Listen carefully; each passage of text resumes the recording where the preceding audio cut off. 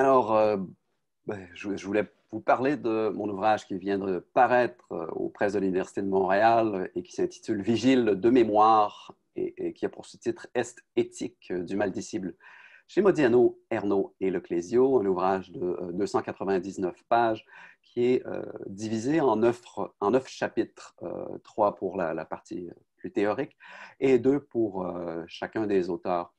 Et dans cet ouvrage, j'y explore les modalités de représentation de la mémoire. Il y a deux termes particuliers que je tenais à mettre en sous-titre. D'abord, le maldicible, qui est un terme que j'ai forgé et qui permet, en fait, qui vise à rendre compte du caractère perfectible du langage, mais aussi de son caractère inépuisable et du saisissement que la littérature peut en faire en misant et en reposant autant sur la perfectibilité que ce qu'on pourrait appeler un certain inépuisement. Donc, ni indicible ni ineffable, mais bien donc maldicible.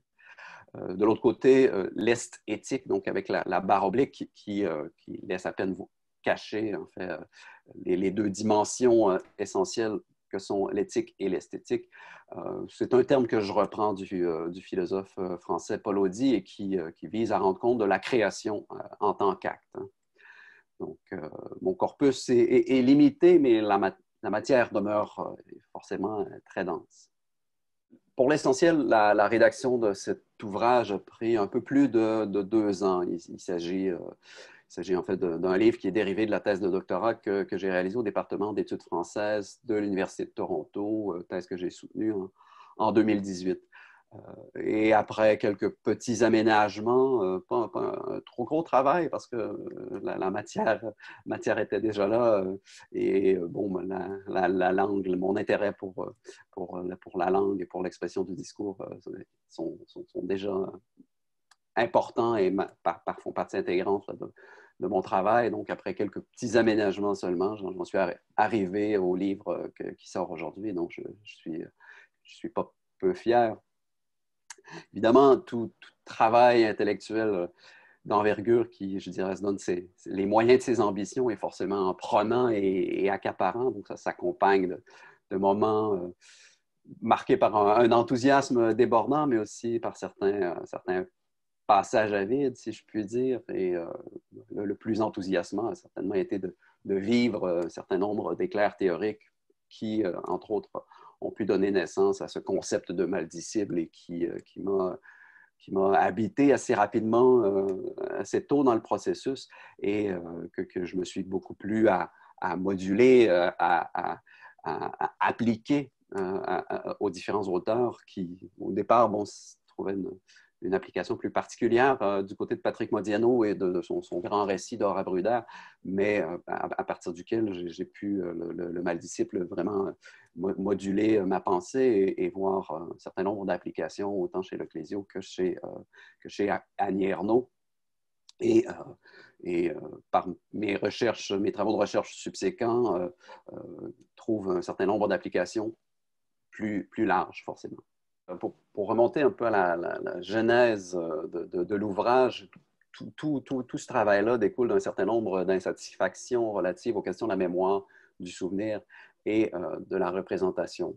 Pour donner un exemple rapide, le terme de mémoire collective, utilisé autant dans le langage courant que dans des ouvrages plus théoriques et repris aussi également par les écrivains, les littéraires, ce terme-là me paraissait problématique parmi d'autres. Et bon, pour faire vite, à qui se souvient et de quoi se souvient ce qui.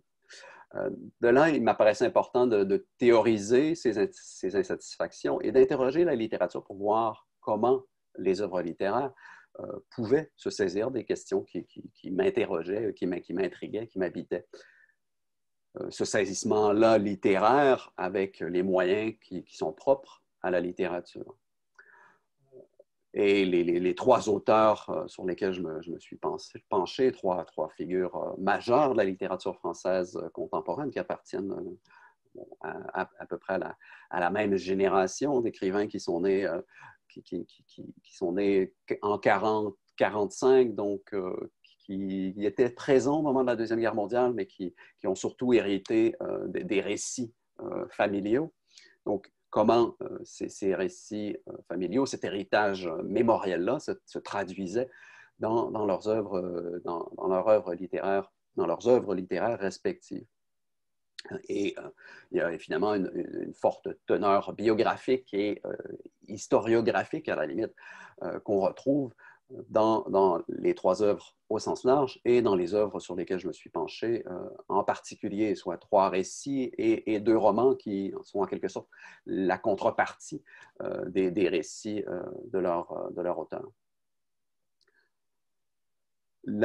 La littérature, en outre, se propose, se donne parfois comme objectif premier ou secondaire d'éclairer un certain nombre d'angles morts de l'histoire, ce qui va se manifester autant dans les fictions de l'histoire que dans des récits biographiques. Fiction de l'histoire et récits biographiques, qui sont deux sous-genres qui occupent une place de choix dans le paysage littéraire contemporain. Et de là, on est en droit de s'interroger sur les modalités éthiques et esthétiques, voire éthique avec la barre oblique, si vous me permettez. Donc, de voir comment les modalités éthiques et esthétiques de ces saisissements du réel par la littérature, comment ces saisissements-là fonctionnent, proposent des façons différentes de réfléchir aux questions qui sont posées, comment le texte littéraire peut à son tour penser et interroger la réalité.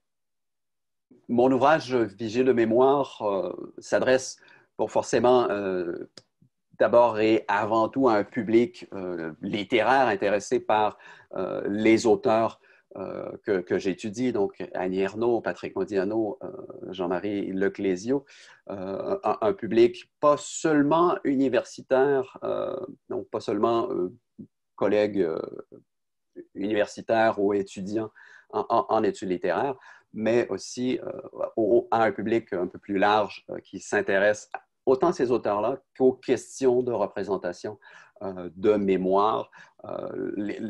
Évidemment, il y a une certaine continuité, une certaine pensée entre les chapitres et entre les différentes parties, une certaine progression, mais il serait tout à fait possible, pour peu qu'on s'intéresse à Patrick Modiano, de lire le chapitre ou la partie sur Modiano.